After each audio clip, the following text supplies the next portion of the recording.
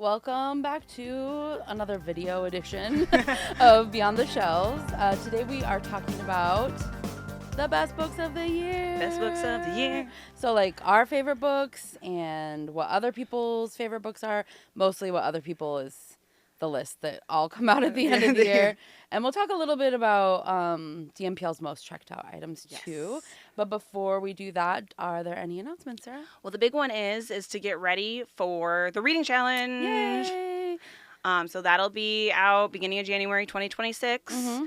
We've already started creating the list, so Jess and I do know. We do know all the categories for the reading challenge this year. So be jealous. And there's some really fun ones. Yeah. I think. I think and different from other years. Yeah, I'm excited about some of them. Yeah. I'm like, I know we can't tease any of them. I'm like, wait, I want to say one. But that's going to be really exciting. It is going to be the bingo format again. So it'll be similar to last year's reading challenge, but this one, just new categories, new fun stuff. Yeah, so get excited. Yay. So what are you reading? So we're filming this right after Thanksgiving. So we had a big old snow day, as everyone knows. So I finished like 3 books. I love that for you. Because my husband and my toddler were at the my in-laws. So I had the whole house to myself. Wow. I know. I slept for like 10 hours straight. It was That's great. Amazing. It was amazing. So anyway, I'm like 3 pages, 10 minutes into the books I'm currently reading. But I'm reading The Everlasting by Alix Harrow. I've heard really good things about that. Yes. And I like that author a lot. Me too. Plus the cover is beautiful. So if you're judging it just by its cover, pick it up. And then I'm listening to Just Our Luck by Denise Williams. It's a romance, contemporary romance. Again, not very far into it. Has to do with like sharing a lotto ticket. Oh, yeah. There's donuts involved. It's set in East Village, Des Moines. Because Denise Williams is a local author. Yep.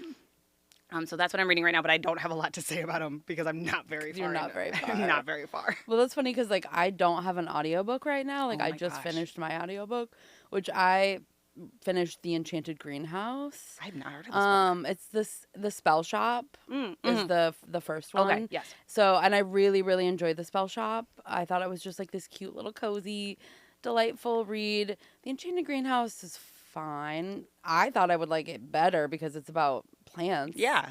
But it was fine. It was cute.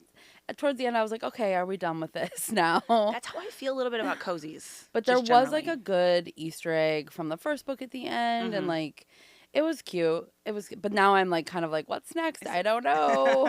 I've been in a very like comfort read mode. Like that's what I've been reading. Just like cozy or romance or just like nothing really that makes my brain have to think. It's end of the year. Yes. But we'll check back in January. Yes. But I am reading on the calculation of volume 1. It's a hard because it's on the calculation of volume 2, on the calculation of volume 3. There's three books. The third one came up on plenty of best of the year lists. I've been meaning to read it forever. It's a translation. It is about a woman who relives the same day over and over and over again. It's a Dutch translation, I think. So it's so far very Dutch interesting. Bill Murray. Yeah, kind of. Yeah. It's very interesting so far, and I'm not sure where the plot's going to go beyond like her every day, or if it is going to go beyond like every day. She's like trying to figure it out at the moment. And I did read a really wild advanced reader copy that I do have to share that I finished. It comes out in April. It is in our catalog, so you can place a hold on it. It is called Yesteryear. Let me look up the author. Caro Burke. So what this book is about is a woman who is like a white Christian influencer, owns a farm, like raw milk, fresh eggs, like is a total like the perfect wife, the perfect mother. And one day she wakes up in the like 1805. In her same like house, and has to like figure out why she got there. Is it a reality show? Is she going crazy? Like, what is happening? It's absolutely a wild ride. I think people will really like this book. I think it's a weird one, and I think people will like it because it like pokes so many holes in, you know, the social media veneer, the idea of an influencer, the idea of a perfect wife, the idea of a perfect mother. I thought it was a trip. I really liked it. I love the idea that the social media world, one of her like first instincts would be like, did I get like drugged and put on a reality show? Yes, like truly, like that's like, because like, what else would you think if you were like, what? Definitely not reality show. I think like, I read too many time slips where I'd be like, I obviously fell back into time. It was bound to happen. I've read so many. I'm prepared. So yeah, I'm on the hunt for the next audiobook. I do have a Hot Titles No Hold copy of Katabasis, and is that how you pronounce it? I believe so. Okay, I believe so. I could be wrong, but I'm pretty sure. I watched like an interview of R.F. Kuang talking about like it doesn't matter, but I was like, but tell me how you want it to be. I want to know. Yeah. Well, the reviews have been so mixed on that. I don't know if I want to spend 19 hours listening to it. It's actually 19. I thought it would be more than that. Yeah. Honestly, based on like looking at the size of the book. I know your husband did not. He DNF'd it. He DNF'd it. And that's not been like that's not uncommon. No, that's what I've heard as well. But I've also had people who liked it a lot, and I like Dark Academia, so we'll see. Also, can I finish a Hot Titles audiobook that's 19 hours in like a week and a half? We'll see. Not only did Zach DNF it, he then told me also like, you won't like it, don't read it. Yeah. So okay. So which I mean doesn't mean a whole lot when I read like romances and dragon-y fantasies, but still he doubled down. He was like, don't do it. Don't do it. Well, I'll report back. Yeah. But probably I won't, because probably I won't read it. You know me. Whatever. So that's where I'm at right now. No, that's great. We'll see. End of the year. I will say I'm definitely not going to make my reading goal this year. Oh. And that's okay. Like, that's fine. I just wanted to be like, I'm not stressed about it. And I just want to be like, no one should be stressed about it. I set a goal for 85 books. Mm-hmm. Last year, I think it was 80. And I was like, I can read 5 more. I don't think I can read 5 more. I think 80 is my baseline. And I also moved. Like, there's a lot going on in my life. I bought a house. Like, there's a lot happening. But I was like, oh, it's not going to happen this year. It's okay. It's fine. But I just wanted to say that because I feel like other people stress out about reading goals. Yes, don't stress out about it. If you don't match your reading goals. And, like, there was a small part of my brain that was like, how many graphic novels can I read to catch up? Because you can read a graphic novel so quickly. But, I'm just going to keep reading what I like and not worry about it. Yeah, so. as you should. Just thought I would mention that. Best bets, we're going to do, like, gifts this year, right? Like, 2 books these are just 2 books that, I only did 2, but these are 2 books that I would give as gifts to pretty much anyone, I would say. And I picked 2 that you would give to a very niche group of people. I love that. Okay, what's your first one? So my first one is The JFK Conspiracy by Brad Meltzer and John Mensch, because you cannot keep getting your dad World War II books. I love that. Yep. It's just a bridge too far. So here's just something a little different. Mm-hmm. So this is not about his assassination, but an attempted assassination of JFK 3 years earlier. So this is true. It's a true story.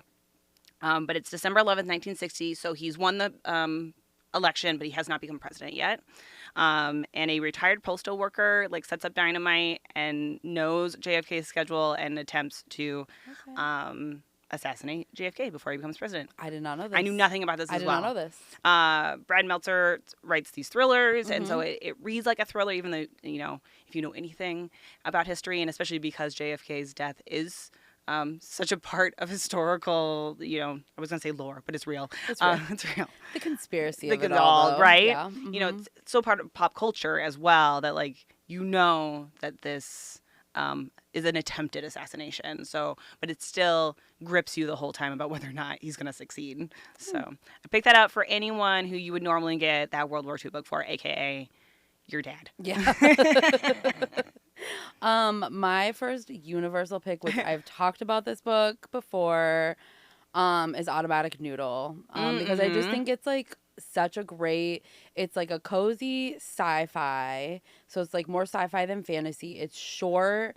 It has this really cute meditation on community and belonging. And it's literally just about a group of bots that were left behind in this war, and they wake back up and start a noodle shop together. Truly, that's what it's about. And I just don't think anyone could read it and be like, this was terrible. And it's sweet, it's a sweet little book. So I think and it's very pretty. The cover is so bright and fun. It's a beautiful So I think cover. It would make a good gift based on that as well. No, So. I think that's great. Yeah. Yeah. My second pick is a book called How to Be a Saint by Kate Sidley. I don't know if you've read seen that. I did. I saw that. The cover's fantastic. I picked this one. So it is a satire. I mean, it just gives you some good information about how to become a Catholic saint. Good to know. Yep. Someone who's born and raised Catholic school.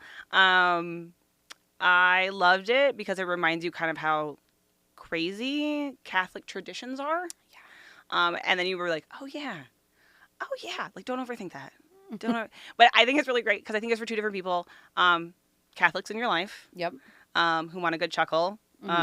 Remembering, again, how crazy it is to become a saint. How there's some fake saints out there. Again, not fake saints. They are saints. They don't exist. There's no historical record of them.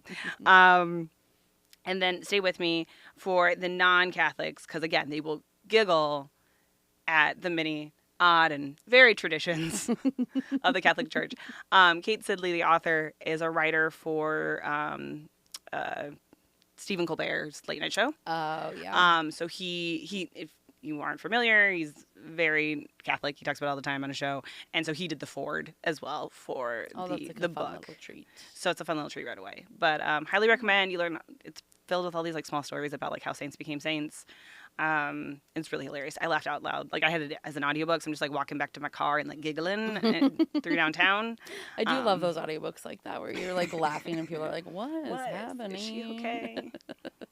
Yeah, I'm fine. Yeah, I'm good. I'm good. Just laughing at my audiobook. So anyway, that is my second niche pick. I love that. For everybody. My like other universal pick, but definitely does poke a little more at the creatives in your life, is called The Book of Alchemy by Suleika Jaouad. It's just like this lovely meditation on like creativity. It's like each chapter is a little writing prompt written like by another author. So it's like her writing the in-betweens, and then you get a bunch of little prompts, like little mini chapters by lots of authors you would recognize where they tell like a very brief story, and at the very end they give you a little writing prompt. And the prompts are not like, they're just like good. Like I don't know a better way to say it. Like, you know, like they're not like annoying or trite. Like they make you think. I really liked it. I listened to an audiobook and there were a bunch of little narrators or a bunch of different narrators, not little narrators, a bunch of different narrators. And I liked it so much I picked up the physical book because I wanted to have the prompts to like go back to. Really nice. Yeah. So I just think it's a really interesting read, and it is weird to have like a little book full of snippets where you read all the way through, which I did, but you could definitely just pick this book up and read like a snippet or two.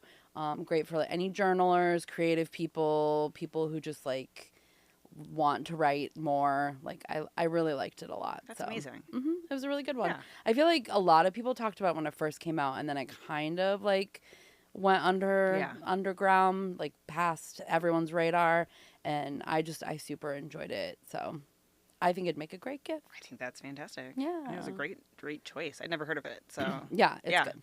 All right. So the big times. So what everyone else is saying. The best of the year. So I looked into. This is Sarah's job every year, and I just so you know, I really appreciate your ability to make a spreadsheet. The unhinged spreadsheet that I make for this every year. But basically, I think I had it up here, but I'm not connected to the internet, so it was like, nope, I'm not gonna pull up your spreadsheet, and I was like, that's fine. I think 8 or 9 of the like big time best of the year. So you're looking like Barnes and Noble, Amazon has a best of. Time magazine did one. Yes, you sent them to me. You did that work. Yeah, I do. Publishers Weekly, Kirkus, so both like kind of like popular lists, and then some of the more like reader and publishing side lists as well. So I put those all together, and I kind of try to see if there was kind of like a top book of the year. And I do think some years there's not. Some years I think it's pretty even. It's pretty even. I feel like the James year, which was maybe last year, was like resounding. Everyone loved that. And the James McBride book. Oh yeah, the Heaven and Earth grocery store. Yes, also, that one decimated. Yeah, decimated the competition. I feel like we're a little more evened out this year. Yes, I feel like there's one in particular. Like some of them, they ended up being more even as far as like eventually, but I feel like there's one that kind of made it across all the lists in some capacity. And so for that one, it was Heart the Lover by Lily King. And you had read that one. Yes, well deserved. You'll hear me talk about it later. It is a fantastic book. So I love that it is resonating with people as much as it resonated with me.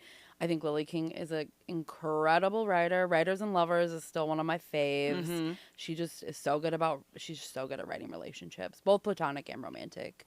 So I'm not surprised, but it's interesting because that book came out late in the year. It did. Like, I read that not super long ago. So I remember you talking about it on the previous podcast. But I'm not surprised at all. Yeah. I am surprised about the next one, which is Audition. Yes. By Katie Kitamura. I personally also loved that book.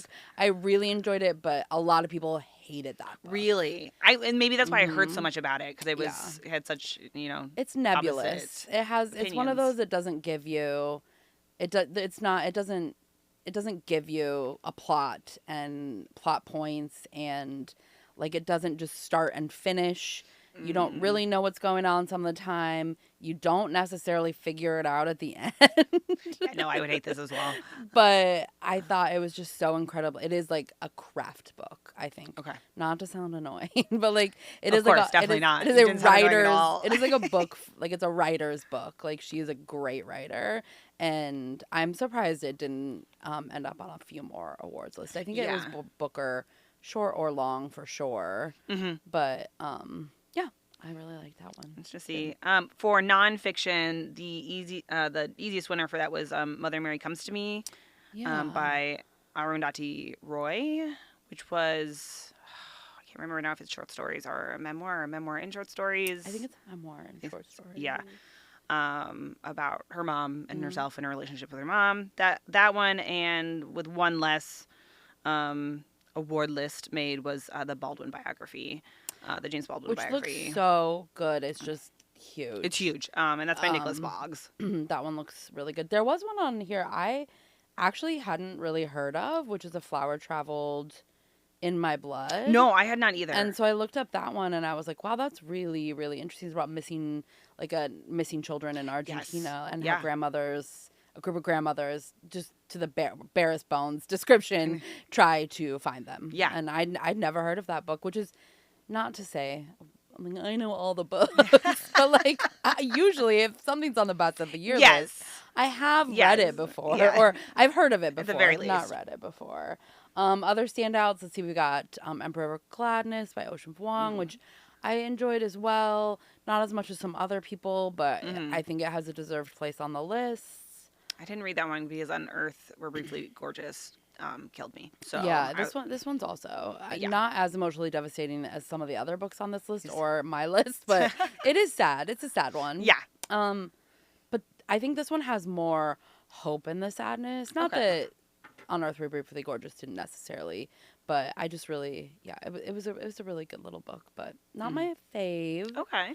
Wild Dark Shore I'm actually a little shocked it's as low as, I guess there were a bunch that sat at like together. 5 of the 8 or 9 that I pulled from. I think that's definitely our reader fave. Like, yes. Like if you would poll just like readers, or like if we would ask, I think that like Barnes and Noble, like a lot of the more popular places, that was up there pretty high, which I did read and I loved. It actually inspired me to read all of her books. She's now like a auto read author for me. It is also emotionally devastating. This is why we look at this list and it's like, Sarah's read none of them. Does she read? Does she read? You've read a book on this list, maybe? Not on the top 10 that I gave you. Yeah. On the long list. You get far enough down a list. Yes, I have read them. Because you've read Atmosphere. Yes, right? I read Atmosphere. Yeah. Oh, yes, that Atmosphere was on the list. Yeah. Yes. And I think it's interesting that... I love that you're trying to, you've read one. You've read one of these. Like, you have read one. Which Atmosphere, I think, is another fan favorite. Yes. As far as, like... Because also, like, personally, as Taylor Jenkins Reid is an auto read for me, and this was not my favorite of hers. But my issue with it, it's still well written and all that stuff, but there's a TV show on Apple TV called For All Mankind. Beat for beat.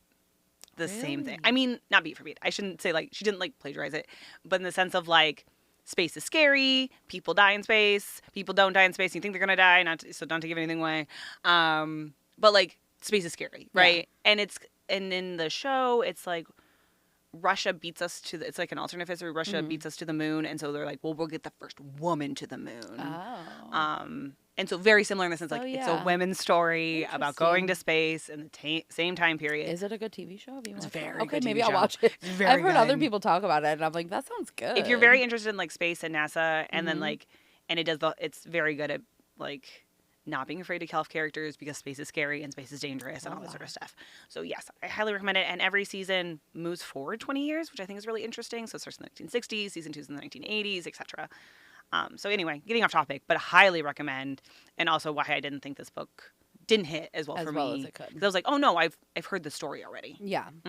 That one has come up a couple times on my hold list, and I've either suspended or dropped it off and put it back on. Like, there will be a time I will read it. Yeah. I like Taylor Jenkins Reid too.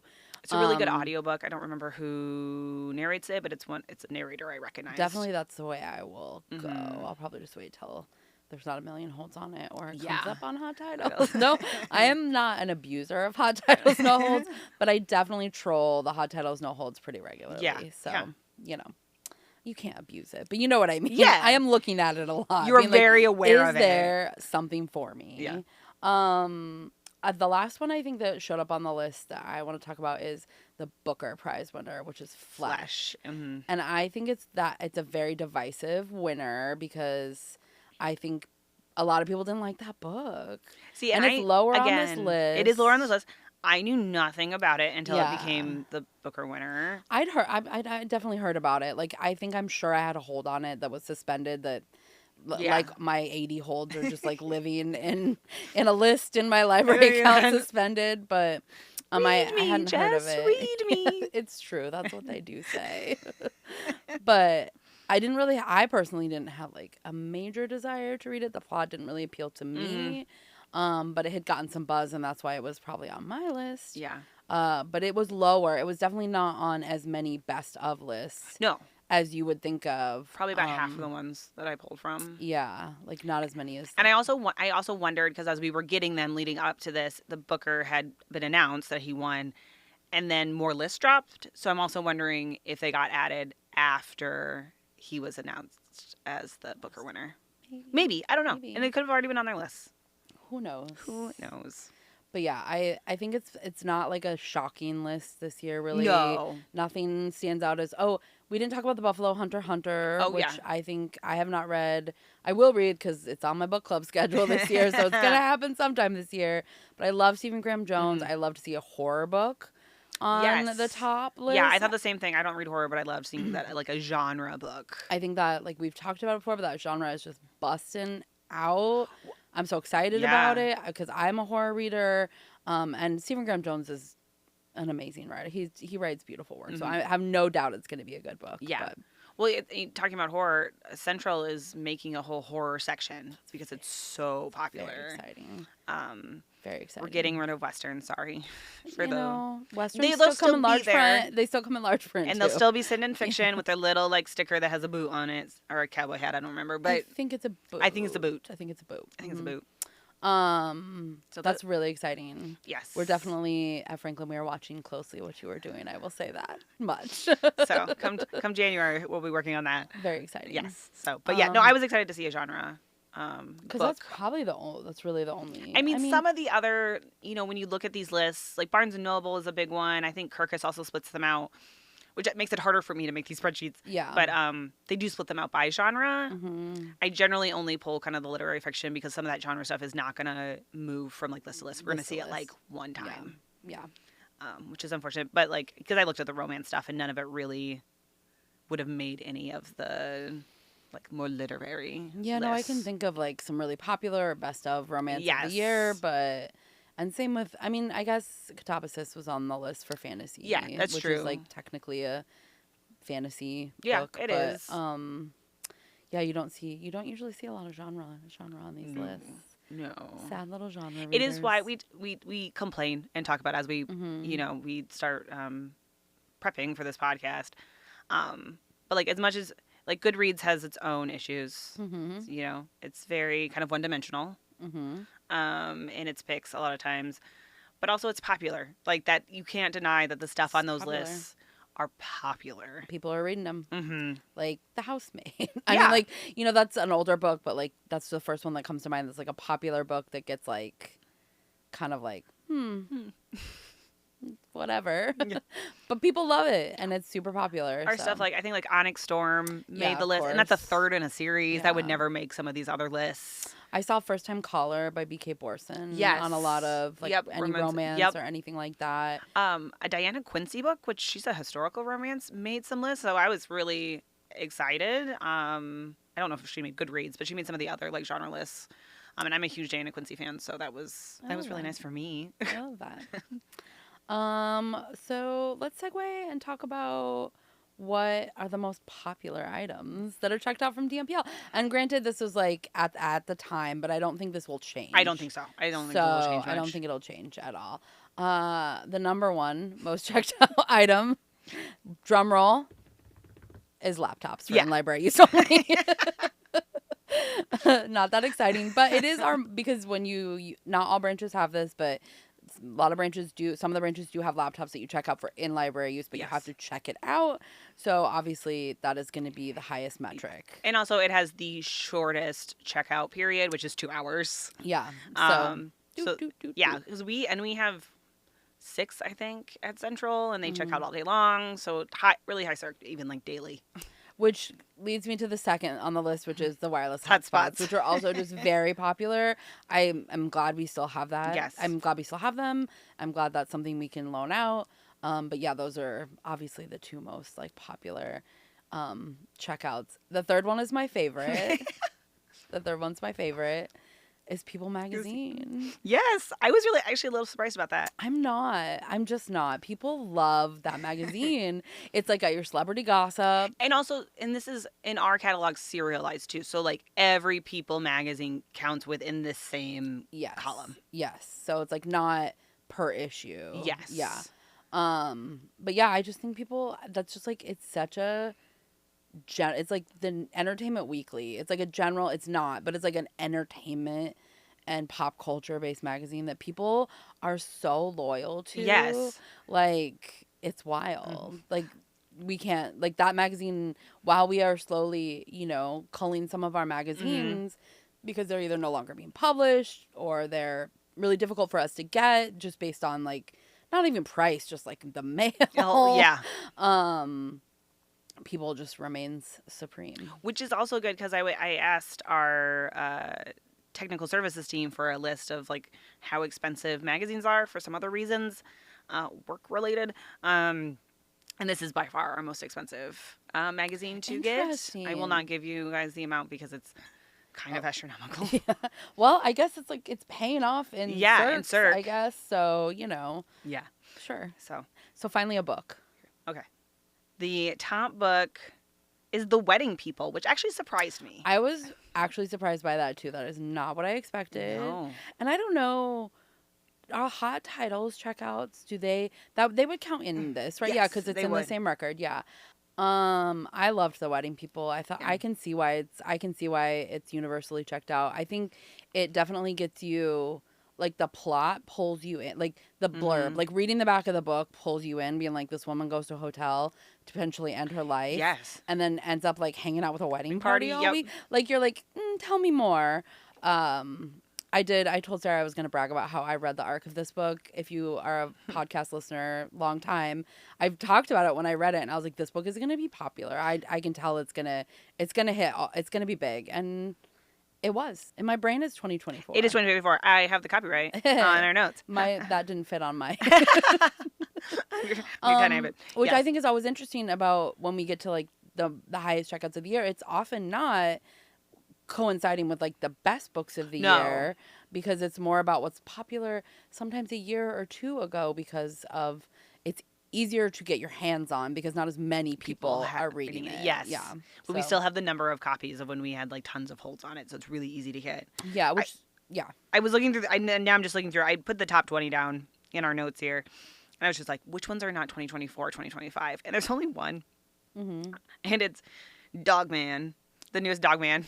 The newest Dogman. By Dave Pilkey. I mean, I love the Dogman's up Or not there. the newest one, obviously, because it's 2017. Yeah. There's just a Dogman that made our top 20. Yeah. I think that's crazy. I mean, kids love Dogman. They love It's Dogman. fine. I get it. I love it. Yeah, and like God of the Woods, that's an older one. That's up there pretty high. Mm-hmm. James is still on this one. Yes. Which I love. I mean, it's great. Oh my gosh, there's 2 Dogmans. Sorry, I'm getting really distracted by Dave Pilkey. I'm pretty sure Big Jim's Begins is the newest one. Yeah. That, like literally just came out, which is so delightful. I love that. Go kids, keep reading. Keep reading. Keep reading. Great Big Beautiful Life is not a shocker. I thought that would be higher up. Me too, because number 8. Mm-hmm. And then the newest Abby Jimenez is number 10. And I think that's partially, her being here. And, so people who wouldn't normally read her necessarily picked her up. Yes, but nothing else super surprising.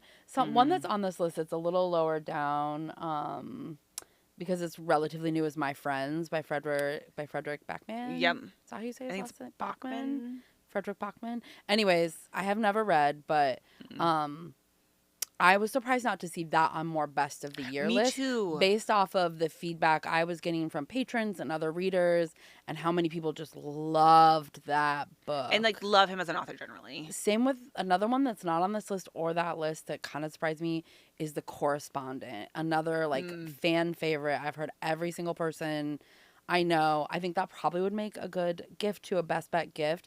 Every single person I know has just loved that book and raves about it. Readers, patrons, I've been recommended it multiple times. But that's not on one of the lists either, which I think is really interesting. Yeah, and when I started putting these lists together, I actually can't believe it came together as well as it did. That because it started out I was like, cool, I have 50 books and none of them are on more than one list. Yeah. It's cool, we're gonna have nothing this year to talk about. But they did eventually come together. But yeah, I actually can't believe. Well, I can because I read it. Mm-hmm. But that Emily Henry's didn't make more best of lists. Yeah, it was not my favorite. I think it was by any stretch of the word. I think that's why. I think it was too divisive among readers, and so there was no one to really champion that book. And I think I've said this on the pod. If not, I've definitely said it to you. That is a Taylor Jenkins Reid ripoff, in my opinion. Yeah, just a little bit. It's the 7 Husbands of Evelyn Hugo. It's a little different. With a little bit of romance that I did not care about. Yeah. So I think other people, other readers saw that as well. Because I think the Venn diagram of people who read Emily Henry and Taylor Jenkins Reid is almost an overlapping circle. Yeah, it's one big circle. Yeah. So, and I think that's why it didn't make more lists. I do love to see DVDs still on our top 20 because I love that we have that. I love that we have DVDs circulating. I love that people can check them out for free. It's such a delightful thing that people are still using physical media. Just not from a library perspective because, physical media, the audiobooks, our physical audiobooks, we can't order them anymore. Mm-hmm. We're no longer ordering them. They're harder to get. Publishers aren't making them. But I love, and I know DVDs are a challenge too sometimes. They can be, but I love to see that physical media is still being used, being checked out, whether it's because you can't find it on the internet, it's because you can't, afford the 17 streaming services that are out there.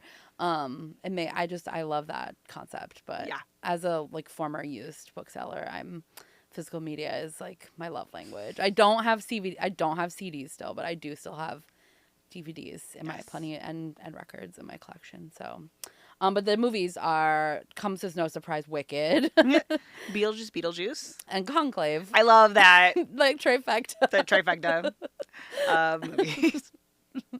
Great. That was actually probably the most. Conclave I think came in as the most surprising. Yeah, I was like, what? Okay. Yeah, people were interested. So get people Conclave and How to Be a Saint as a gift set. I kind of love that, actually. Yeah. You really want to understand the Catholic Church in a nutshell? Conclave, How to Be a Saint. I'm not even joking. Yeah, I kind of love that. But yeah, I think is there anything else we've missed on our most circulated lists that are worth talking about? Sunrise on the Reaping was on there, which is not surprising. No, I think we touched on the Let Them theory, which is very popular right now. Yeah, other than that, I think we hit on most of them. Yeah, so let's get into our next books. Okay, so best books, our favorite books of the year. I've made a list of 10, but I'm just gonna talk about my top 5. But we can put our 10 in the show notes. I have 10 written on a note somewhere that I can send off. And it's like funny because these are books I've definitely talked about over the years, so you're gonna hear me talk about them again. Me too. But these are definitely like my top 5 books. There is a theme, and I know you're gonna be really surprised at that, but they're all really sad. No, I'm kidding. They're not all really sad. This is me looking like Jim Halpert straight to camera. They're all very heartwarming and heartbreaking. So, my first one is Woodworking by Emily St. James. I absolutely love that book. I think it's a book that every just fiction reader should read. Not necessarily even it's not literary fiction necessarily to me. I love that it's a debut novel. Emily St. James is a writer, like a TV critic, and writes a lot for AV Club. That's why I know her name. Yeah, she writes a lot of really fun criticism, and I think that I don't know how it translated so well into a novel, but it did. Like, the craft and the writing in this novel is just so good. It's so funny. The characters are so well, like, created. The plot has, like, a driving point. There's, like, jokes. There's laughter. There's crying. It's just, like, a present of a book. Like, you get it all is what I would have to say about this book.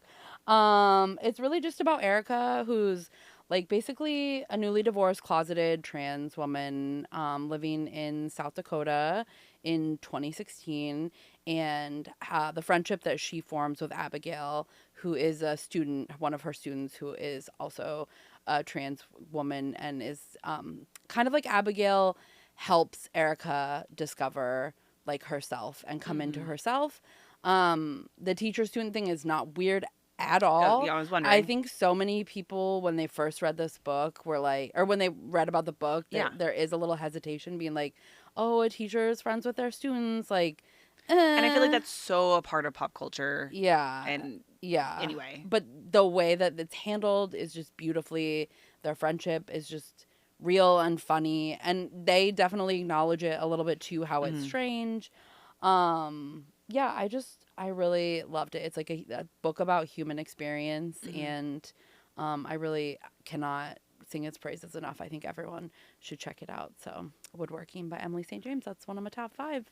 And I thought, so I'm so glad you told me why I know Emily St. James, because I assumed it was just because it sounded similar to Emily St. John Mandel. Yes. I was just getting them confused. Yes.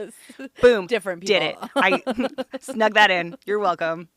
It's just a really, debut novels can be really hit or miss, honestly. And this one just knocks it out of the park. Like, I can't wait to read her next book. If she writes another one, she wouldn't have to. This one's near perfect to me. So just stop now. Yeah, audio. I will say the audiobook especially is delightful. Abigail, the narrator who voices Abigail, it just nails like a bratty ass teenager. You know, like just like a teenage girl. Like just nails it, and I loved it. So the audiobook's really good too. That's awesome. My first pick is A Caribbean Heiress in Paris. Yes. By Adriana Herrera, which I've definitely talked about. I picked this one because I feel like sometimes with romance, especially, I haven't picked up this good of a historical romance in ages. I keep going back to like my old favorites from like the 2000s. This is fabulous. She understands banter in a way I feel like is sometimes missed in romance. It's like, no, they gotta enjoy each other. I miss good banter. I feel like it is missing sometimes. Yes. I've read a couple, I won't like name them, but I've read a few romances lately that was like, I don't care. I don't care that they ended up together because I'm not sure they like each other.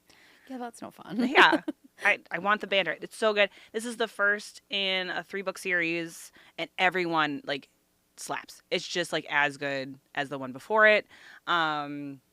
It's again, I've talked about these before, but they are set in 1890s Paris during the Paris World Fair, Paris Expedition. And these 3 women from different countries in South America come to the World's Fair for varying reasons in this book. I didn't write down her name, but the female lead owns a rum business, and she's trying to like globalize the rum business, and she meets someone who owns a whiskey business. It's very cute. I kind of love that. It's very cute.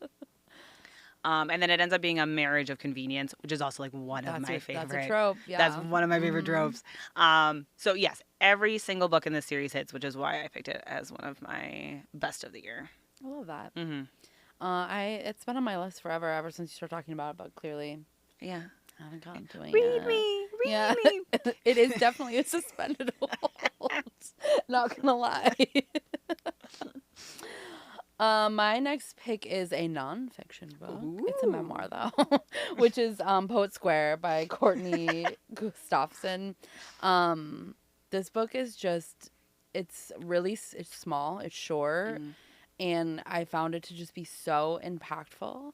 It is about, so the narrator moves into a neighborhood called Poet Square, I think Tucson? Somewhere in Arizona, Tucson.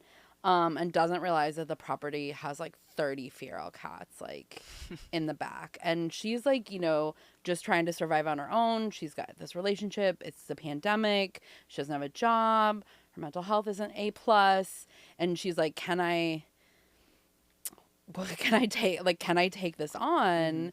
And, after seeing the cats, you can't not. I mean, like she definitely does start caring for the cats and really like talks about how hard it is, like the concept of care and like humanity comes up, how hard it is for her to like see animals treated in the way that like the system that was built for them, they are not a part of. Like, they're kicked out of, which you can relate that to humans a lot as well. And I think she does that beautifully, just in general, talking about, like, the ethics of care and compassion. And I just, in the end, definitely, she learns more about herself. And it's just, like, so lovely.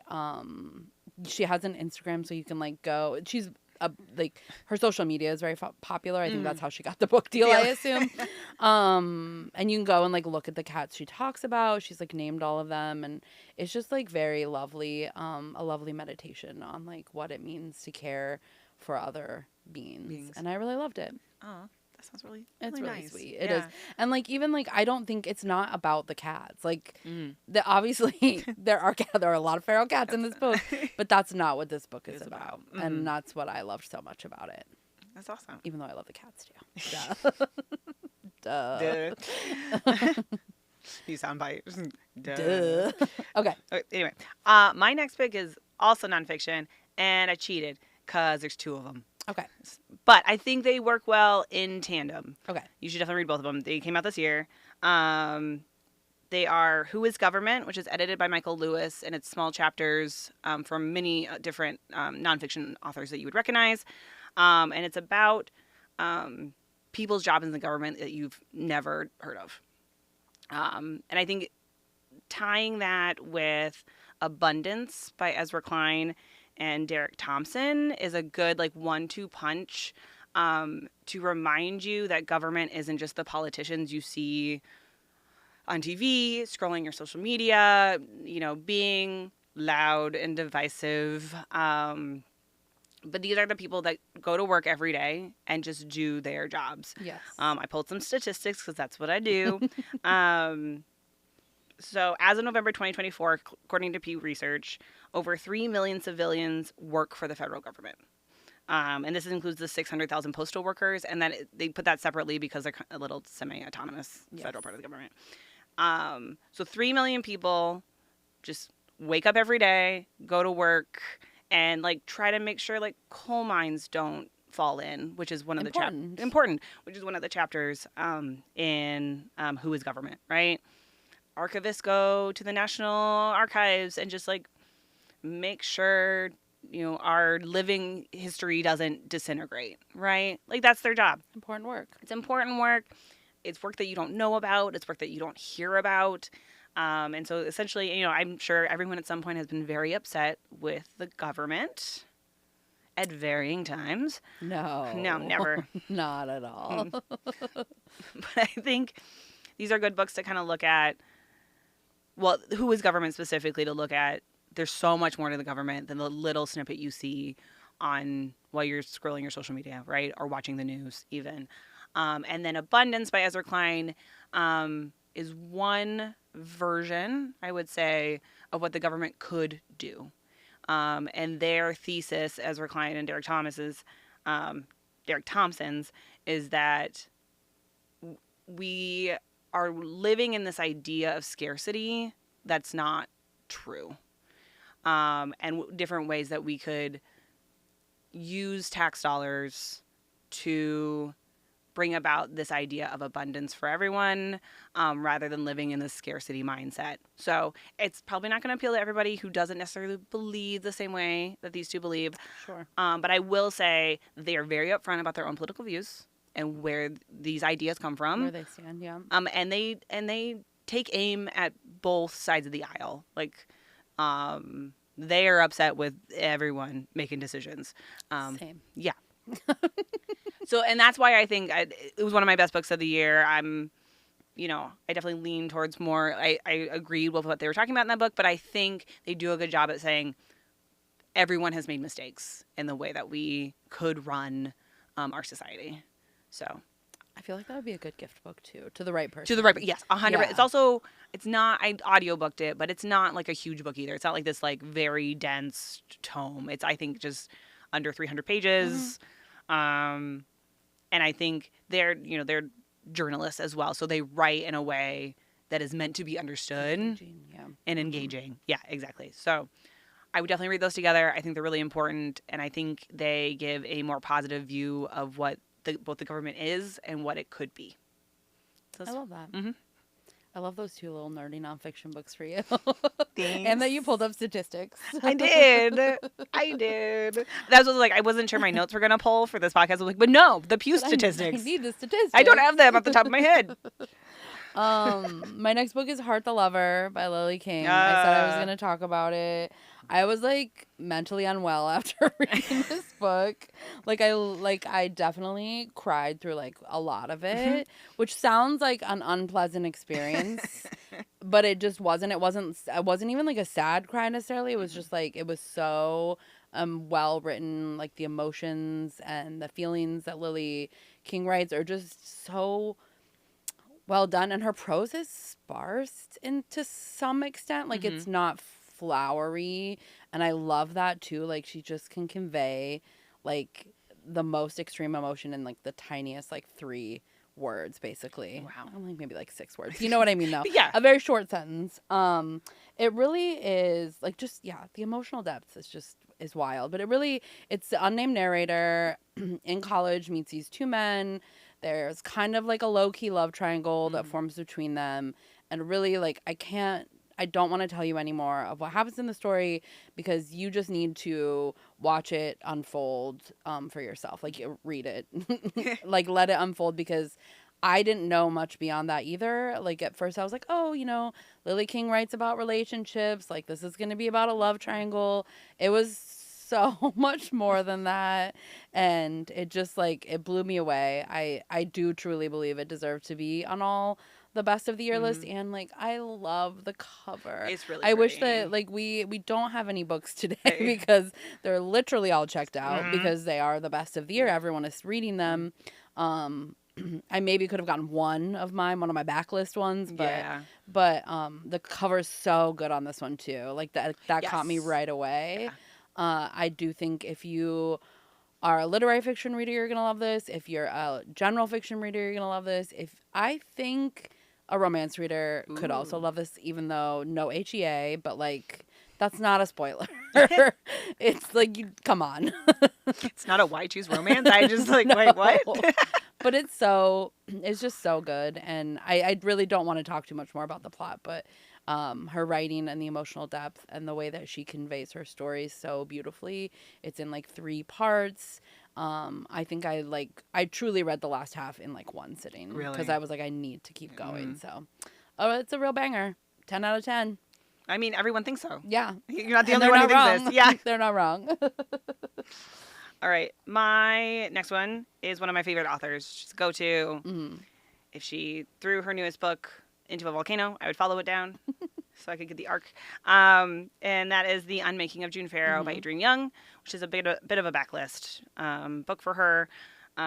This book wrecked me. I've talked about it before on the podcast, but it wrecked me. absolutely wrecked me. But it is a time slip book about a family of women who continue to see this like red door and either go through the red door and essentially time slip or like slowly deteriorate mentally. Okay. That's such an interesting yes, like just beginning, honestly.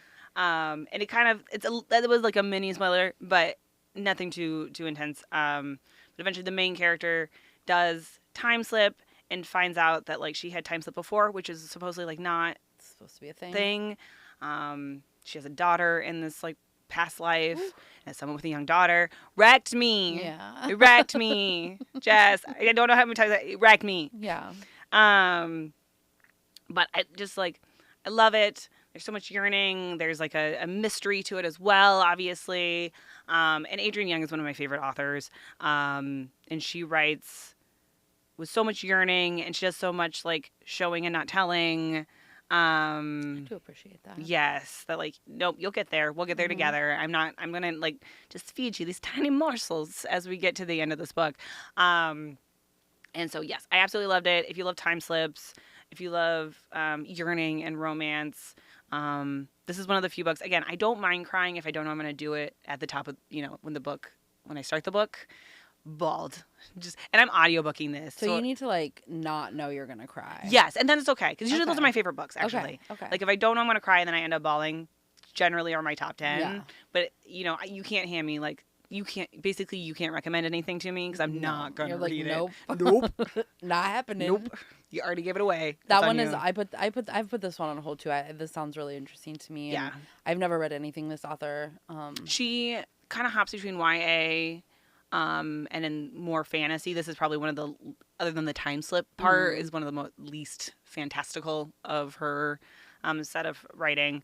But yes, I adore her. I love that. Yes. So anyway, yes. No, I'll definitely pick up a book. And then if I'm like crying halfway through, I know it's going to be like, it's a good one. This is going to be a good book. Like Song of the Achilles. Yes, exactly. That's another like great. And I'm always audiobooking these things. And I'm like, oh no, I'm going to cry in the car. Stop the audiobook. Stop the audiobook. Heart the Lover, gratefully, I was reading in my home. Yeah. So I was allowed to just like cry through the last half of it.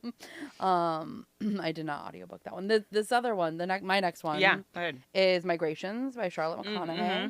That's just one where when I read Wild Dark Shore, I went back and I looked through all of her back catalog, and this is where I started with. And if you liked Wild Dark Shore, there's just zero doubt in my mind that you're gonna like this book.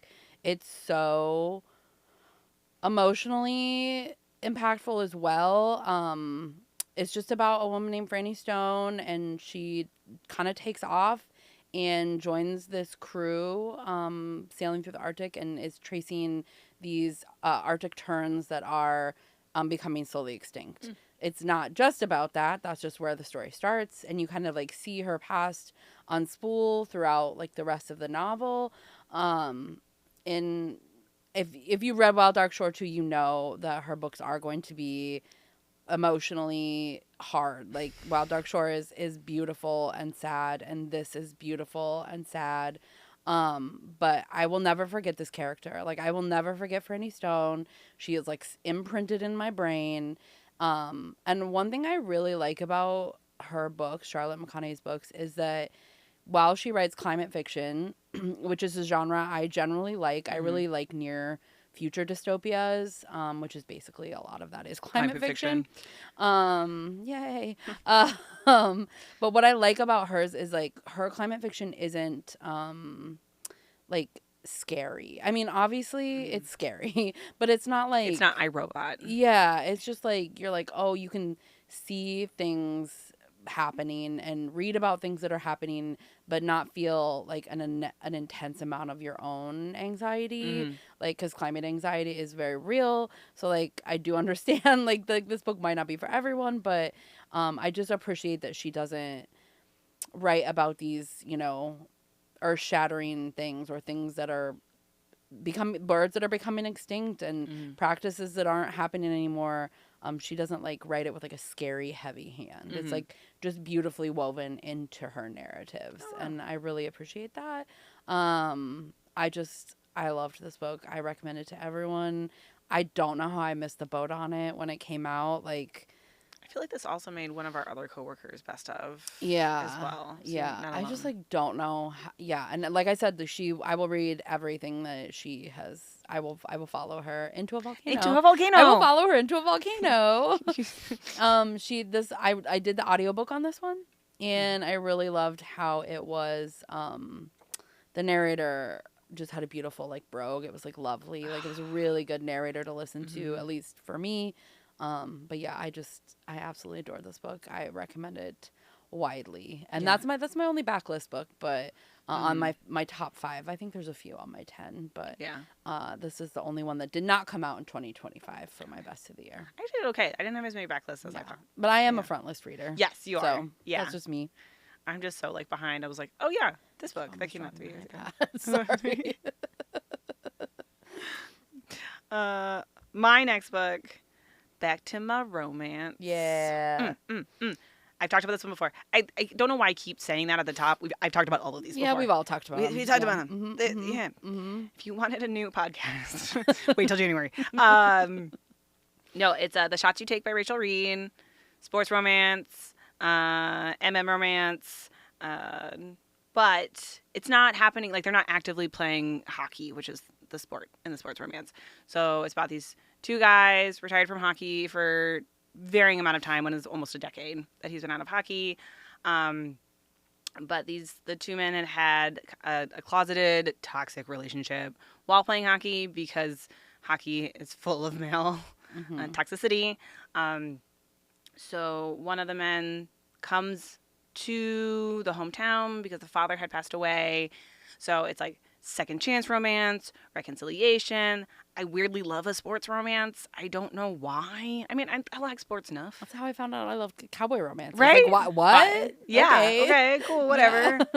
It's like, yeah, sports metaphors. I don't know. Anyway, but it's so well written. I loved that it was about like men in their 40s, so like very different like responsibilities and issues of making a relationship work. Because one of them has like 2 teenage kids. They live in 2 separate places. But what I really loved about that is the yearning in this book is also, I know we talked about in the previous book. It's so good though. And to be fair, I also like it because I feel like you read, especially because I read a lot of romantasy where like, especially the woman is like 19. Yeah. So that's a whole nother podcast. But I love that like these 40-year-olds are having 40-year-old conversations, and they have 40-year-old communication skills. And so there wasn't a lot of like miscommunication. They had a lot of miscommunication when they were in their 20s and playing hockey. But they're having like real adult conversations now, which was like really refreshing to read. I love that. Yeah. So I am going to sidebar here because have you watched Heated Rivalry? No, how do you watch it? It's HBO Max. Oh, okay, thank you. And it's based on a book by Rachel Reed. Yes, I know. I thought it was only in Canada. I didn't think. No, you. Oh my gosh! It was on Crave. It's now on HBO Max. Yes. I watched the first. This is the best thing I've heard all week, and it is delightful. I keep seeing like snippets of it on like my Instagram reels. I was like, can't believe we can only get this in Canada. I just had to like, when you said, I feel like people will recognize that Rachel Reed is a name, so that's this book that you were talking about. The Shots You Take is also, she wrote Heated Rivalry, which is a show on Max, HBO Max. I think they went back to HBO Max now. Yes, they went back. That just was released. I think it was only available in Canada and now is here. That is an MM romance. Yeah, so different set of hockey. Like these guys people don't show up, but I just feel like it's very much in the pop culture of romance readers right now, and like just anyone really. No, this makes me so happy. But yeah, this makes me so happy. Don't watch it with anyone you would feel uncomfortable watching. Reading aloud romance books too is all I'm gonna say about that. Appreciate that. But it was I had just finished a show. I had no new shows. I was rewatching Parks and Rec. There's only 2 episodes right now. I'm sure there'll be more when this comes out. Yeah. But it gives. Yes. I am so excited. Anyways, sorry, I just had to sidebar about that because it was Rachel Reed and like it is very much in the zeitgeist. Yes. But, my last book is, I did waffle on this one a little bit on what to put at number 5. 1 through 4, solid choices. 5 is I decided to go with Sky Daddy by Kate Folk. And while I will very much acknowledge this book is not for everyone, it is very much for me. And these are your favorites. So. Yes. But like I love that like Kate wrote this like we're best friends, me and Kate. I love that the author, let's be respectful here now. I love that she writes a funny, charming, heartwarming story about a woman who is sexually attracted to planes. Like how do you do that? You do it, and it's so good, and it's like so delightful. The audiobook especially really I was like Linda, who's the main character, her voice was like just exactly how I would picture it. It just really worked for me. And while if it's not like something that you normally would pick up, I do think because of the like humanity, like, you know, it is about loneliness and otherness and friendship. There's the friendship arc is just beautiful in this book. Like the friend that stays with her through it all. I just absolutely adored it. And I think in like a sea of like weird fiction books, this one really stands out as unique and interesting. And I really, really enjoyed it. That's awesome. Yeah. I mean, there is more plot, but I think all you really need to know is that Linda is sexually attracted to planes. I feel like if that doesn't grab you, nothing's keep going. Yeah. Then it's, you're you're good. good. And again, incredible cover. Love the title of this one. When we talk about like, you know, if you would title your not like coming up with not titles for your novel, like Sky Daddy, it's such a good title. But yeah, that's definitely, and I don't recommend it widely, but I do recommend it if you are into like books that are a little different, a little weirder, a little like strange, but also it is like super sweet. Okay, my own sidebar. What is the name of the book? So it's like a necklace, and it's like something daddy. You know, like you can just see her from like. Oh yeah. Anyway, that's where my mind went when you said Sky Daddy, and it's not. It's like anyway. No, this is a plane. Yeah, this says Sky Daddy in beautiful writing. Like, I know what you're talking about. You know what I'm talking about? I can see it. Yep. That's the problem. I need to visually like see a book cover to ever remember anything about the book. It's like a bad librarian problem. Like, no, I'm the same way. Like I can't. Like it's visual, and maybe that's me and Goodreads and tracking, and you know, all page bound, all the things that I track my reading on because I physically look at covers of books all day long, and at work, obviously. But I have to see the cover. Yeah, it would be a really fun, like, it's a really fun, I think it'd be a super fun book club group for, like, book club. Oh, yeah. Book for, like, the right group of people. Yeah. Like, I loved it. I'd love to talk to more people about it. All right, my last one is the one I talked about, top of the year, in January, and I said, this was going to be my best book of the year. I'm calling it now. I mean, it made my top 5. I will say that. It would be hard. Let me look at what I picked for my top 5. I would still say, I could argue that this was my favorite book in the sense that, like, made me cry. Yeah. And I wasn't expecting it. And that is 1,000 Ships by Annalee Haynes. So this is the one, if you guys don't remember our January podcast, which rude. How could you? Yeah, how dare you? This is a book about the women of the Trojan War. And not just Helen of Troy, but the women who are captured after the fall of Troy and their fates. Penelope, who's sitting there waiting for Odysseus, her very incompetent husband. She's the like comic relief. She's so good. But it reads a little bit, you know, like the women of Troy read a little bit more like a chorus versus the individuals, and so it already has this like very Greek feel of the chorus. It's written by Annalee Haynes, who is a Greek scholar, because you can also read a lot of nonfiction by her as well, which is also just as fabulous. I've talked about her a lot on this podcast. But it's just so beautifully written for it being kind of a chapter by chapter narrative of different voices. So yes, another audiobook that made me cry, and I was like, gosh, darn it. Were you in a strange place? Do you remember? Like, I feel like I've never actually had, like, been in public and cried in an audiobook. I've never been in public and cried. I feel like I have definitely had to like pull over my car. Uh-huh. That was a Ruta Sepete's novel. Yep. Yeah. She's gonna make you cry every time, but it was a Salt to the Sea specifically. More like I'm gonna get like a little like TMI, but like like I'll have them in while I'm like doing cleaning, and I have to go like use the bathroom. Yeah. So I'll be like in the bathroom, just sobbing on a toilet. Doing the dishes. She's just like, stop. I was like, cool. I listen to audiobooks a lot when I do my chores. Yes. So since I'm mostly doing chores. Or in the car. Or in the car. So those are the two big places I do it. So no, luckily we don't have good enough public transit for us to like, be like sitting on a drain. But I would be. If I took public transit, I definitely would have cried more than once in public transit. I love it. So anyway. I feel like those are very unsurprising picks for both of us. Yes. Like 100%. Because we've talked a lot about them when we first read them. Yes. This last year. But yeah, we'll put our top 10s in the show notes. So you can see the backlist 5. So yeah. Time for a book bulletin. It's time for the book bulletin. So we only have 2 things. Yeah. As of now. Both odd. Yeah, we'll see once we get strange. going. The first one, I feel like I think I sent the article to you, maybe, or did you send? No, it to me? I sent this one to you. You sent it to me.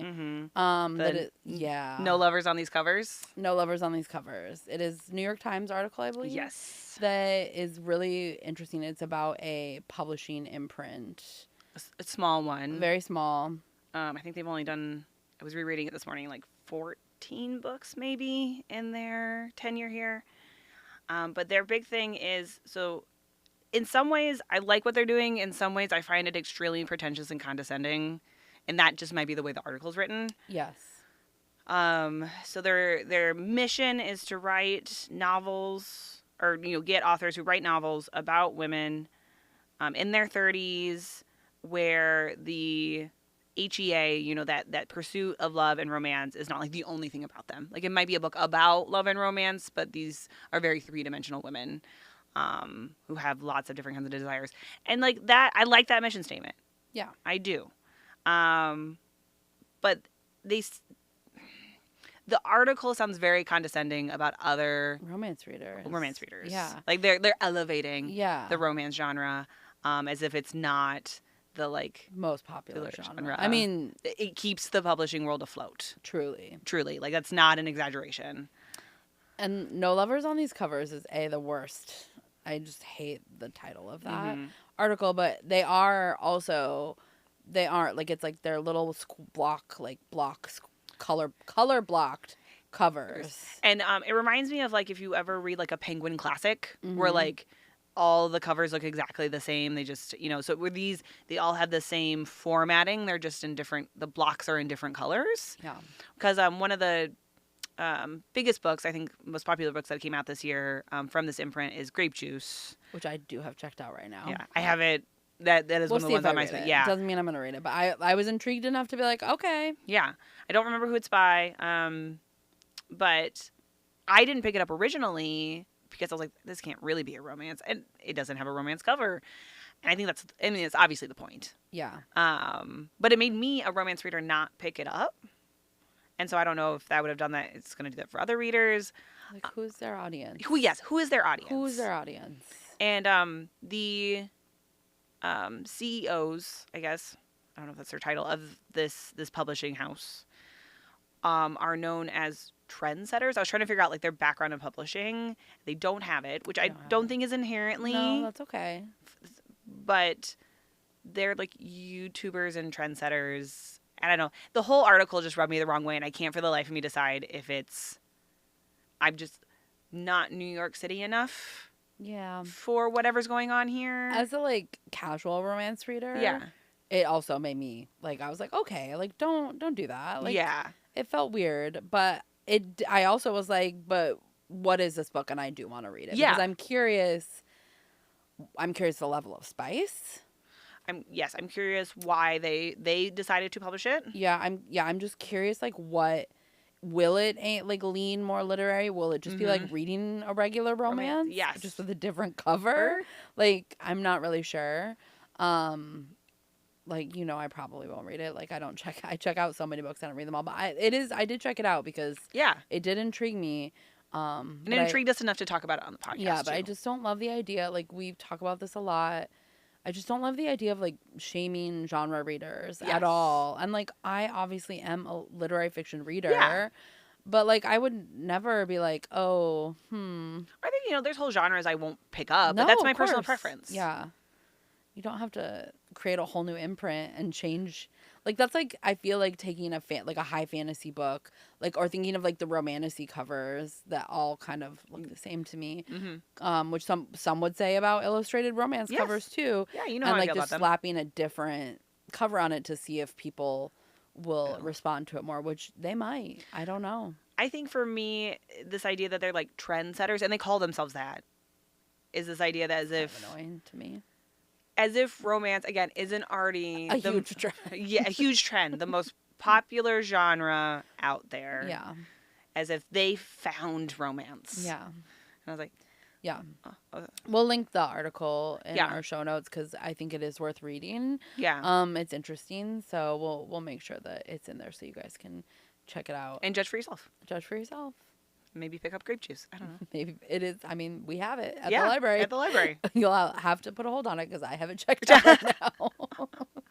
I'm kidding. Don't, so I can automatically renew. Don't put a hold on the book. You're not going to get to it. You don't know that. I do. You're right. Oh, a mood reader. Yeah. Trials and tribulations. All right. Our second one you sent to me. The second article. Yeah. So if you would like to... promote this one. So this is just basically talking about how masculinity, like we have talked about this before, but talking about the masculinity and fiction and how like basically we need to squash this idea that men's stories have been like subjugated or like we're not getting men's stories and like we should be champion more male authors and more male stories, and like this article is basically saying like, come on, guys. Yeah, so this is a response to a Guardian article. Yes. That was saying that like with Flesh getting the Booker. That was the big, I think, catalyst or one of the catalysts. It's like finally men's stories are being told, and this is a Vogue article's response to that. Yeah. And I think it's worth pointing out. That what the Guardian article was talking about and not doing a very good job to veil is that they are talking about white men stories. 100%. That also 6 of the last 10 Booker Prize winners have been men. And only 1 of 10 have been by a black woman or woman of color of any ethnicity. And she shared that with Margaret Atwood. Oh, I forgot about that one. Yes. Yeah. And I pulled up stats for this as well. Thank you. So what I found interesting as well is Dale Spender, in her book Man-Made Language, there's a study about mixed gendered groups, like just talking, and women's contributions to a group discussion are considered equally balanced when they spoke 25% of the time or less. Once a woman spoke over 30% of the time, they were considered as taking up more space than the men, which I think is a direct correlation to this article. 100%. Yep. Almost exactly, because it's showing that 40% of the time women have won the Booker Prize in the last 10 years, and therefore... It's too much. It's too much. We need more men's stories. Yes. So again, I highly recommend, and I think you're seeing this a lot, not just in the book world as well. There was a New York Times opinion article that I don't think is worth reading. No. Don't waste. Don't waste your time. But also blew up in the same kind of like, are women ruining spaces? Yeah.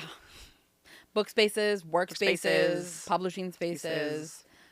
Which is such a wild take to have in the year of our Lord 2025, almost 2026. I also think like I am so skewed because I do work in a primarily women's field. Yep. Of like, what do you mean? There are too many women in the room. Or we have the opposite. It was like, oh, the 2 guys I work with showed up. Hey, what's up? What's up? Correct. Just two guys I work with as well. I do. It's not that, like, we don't want to read men's stories or, like, I like the idea of like, like getting younger, like getting like, having new and interesting stories. But like to say that like men's stories aren't as like they're not being told as much is just not true. It's not factual. And like there are great stories being told about not white men, like it's just not true. I mean, I'm not reading men's stories, but I'm reading romance, and so far they're not. I mean, there are definitely male romance writers, but not very many. No, not very many. No, not very many. But I think it's just, I think this will always come up when we're talking about books. This is going to be like a long-term conversation about diversity in publishing, because like we all know that ain't great for sure still. No. Or like whose stories are being platformed, whose stories are being told, and it's just something that I definitely look at in my reading, like what I read and what I try to read. But there's no like shortage. No. And there's not like an epidemic of women writers. No. At all. I do feel like sometimes like, a lot of like the book club books, like like Reese's and Jenna's, like they do skew female, but like that's their audience, and that's who's coming to book clubs. Yeah, like I'm sorry. Yeah, so until that changes. Yeah. But yeah, and I have my own issues with like Reese's picks and Oprah's picks and Jenna's picks, but you're right, they are picking books for their audience, and that's okay. Yeah, and those are like you see them platform more, like you see them on like social media more, like the news more, because they're very popular books or very popular people who have these book clubs. But yeah, and that's why I think it's so interesting too that Flesh, which kind of did kick this conversation off a little bit again, the Booker Prize winner, was so divisive among readers. Like people were basically things I'd seen, reviews were just like, why is this book written? So I don't know, it makes me want to read it a little bit. Well, there you go. Yeah, I think we have like, I don't know, I just think we have to think about what books are being platformed and what books aren't. So, and you don't have to think about every book you read in that way, or like how you read, but to just as like to like put it out there that these books are like women's stories are being overly told is just, it's untrue. It's untrue factually and untrue. gross. I just don't like it. I just don't like it. Women are not ruining publishing, and they're not ruining the workplace. Full stop. End of pod. No, I'm kidding. I mean, but kind of. But kind of, because we are done. I have nothing left in my notes. Nope, we're done. So thanks for joining us again, and we will see you next year.